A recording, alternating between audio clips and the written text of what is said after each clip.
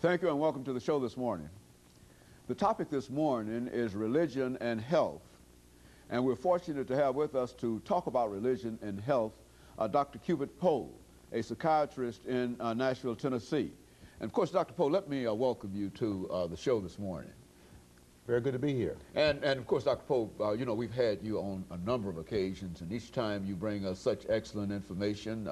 We've talked about religion and crime, and we've talked about unforgiveness and suicide among African Americans, and each time you bring us an extraordinary amount of information and a very, very unusual kind of information in terms of where our consciousness might be when we receive such information. And what I'd like to do today is to simply make preparation to receive such information dealing with religion and health.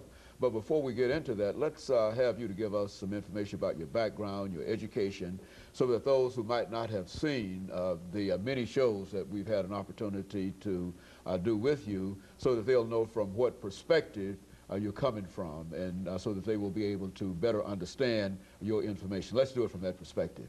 I'm a Christian psychiatrist in practice, private practice here in Nashville, Tennessee. I'm also a minister of the gospel, and I'm a former pastor of 2 churches here in Nashville. Presently, I'm an associate minister at 15th Avenue Baptist Church, Dr. William Buchanan, pastor. I'm also involved in forgiveness ministry, and I have a radio program, as a matter of fact, in a local, at WNSG, 1240 AM on Forgiveness Works. At least the title of the program is Forgiveness Works. Very good. And so, Dr. Pohl, what you're talking about this morning has to do with the relationship between religion and health. Now, exactly how do you develop such a relationship? I mean, how do you start a topic such as this, religion and health? Well, I think we need to start with a definition of religion. Religion is essentially one's relationship with God, and usually that's expressed in a particular way. For example, Catholics, persons who are Catholic, express their relationship with God through attending Mass. And they follow certain other rituals. Persons who are Baptists follow certain unique rituals unique to the Baptist Church, and so on. So religion is an expression of one's relationship with God as manifested in a certain religious traditional kinds of rituals, in certain rituals. Very good. And but now, when you bring health into this, you're indicating that the religion that you practice will have something to do with your bodily health. Yes. Is that a relation? Is that what we're talking about? Very much so. As a matter of fact, the research now has shown over the last 15 years, Dr. Haney, that people who pray on a regular basis, people who attend a place of worship, church, synagogue, or temple on a regular basis, meaning once or more a week, these people have better mental health, they have better physical health, they live longer, they have better functioning immune systems.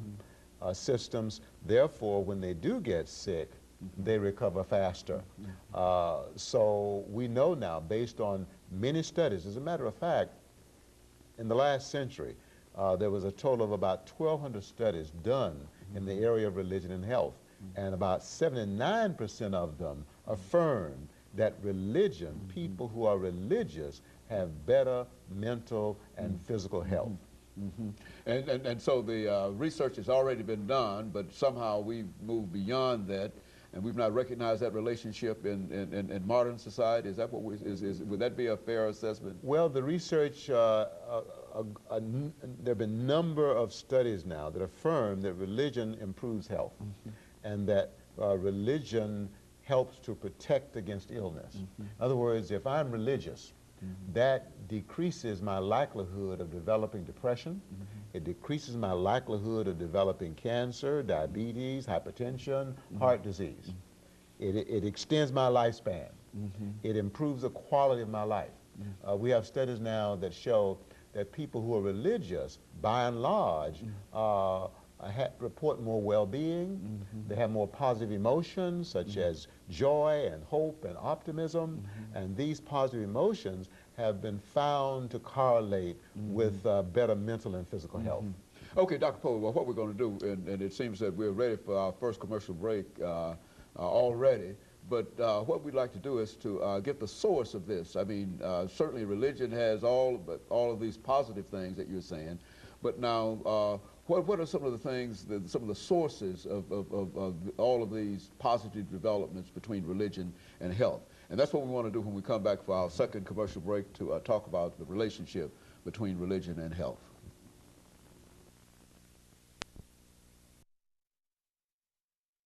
We're talking to Dr. Cupid Poe.